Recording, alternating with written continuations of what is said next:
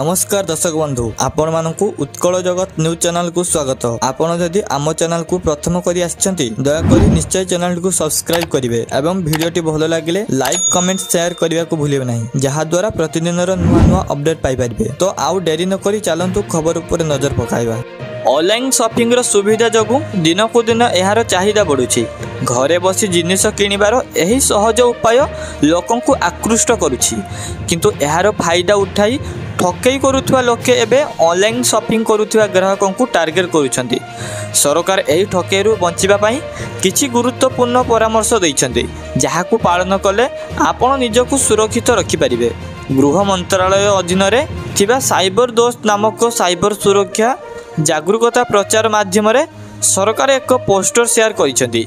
एथिरे कुहा जायछि जे नकली वेबसाइट एवं फिशिंग डिलीवरी टैक्स संबंधी घटना द्रुत गति रे बढ़ुछि। सरकार परामर्श दैछंती जे नकली वेबसाइट उपरे आखि बुझा भरोसा करिबा उचित नुहे, केवल विश्वस्त प्लेटफॉर्म माध्यम रे ही शॉपिंग करंतु। एही पोस्ट सह एक फोटो मध्ये शेयर करा जायछि, जेउथिरे लेखा जायछि आपणको कार्ड रे थिबा प्रत्येक जिनिस सुरक्षित नुहे, आपणको ऑर्डर होल्ड रे अछि, एठारे क्लिक करी पेमेंट निश्चय करंतु। जदि आपण एही परामर्श को अणदेखा करती तेबे ठकईबाज आपणको जाल रे फसाई आपणको बैंक अकाउंट खाली करि पारंती। ठकईबाज माने ऑफर कैशबैक एवं बड़ डिस्काउंट लोभ देखाई ग्राहकों को जाल रे फसाई थांदी। सेमाने किपरि एहा करंती आसंतु जानिबा।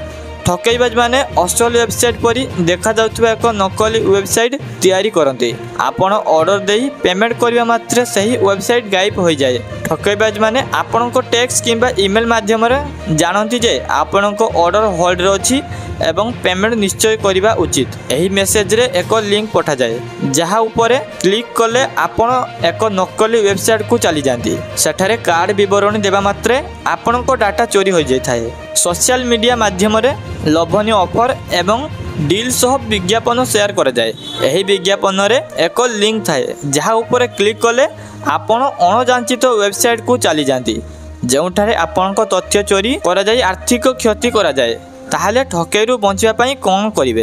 अजଣା नंबर किंबा ईमेल रु आसीथिबा लिंक उपरे आखि बुझा क्लिक करंतु नाही। ऑफर व डिस्काउंट लोभरे अजଣା वेबसाइट रु शॉपिंग करंतु नाही।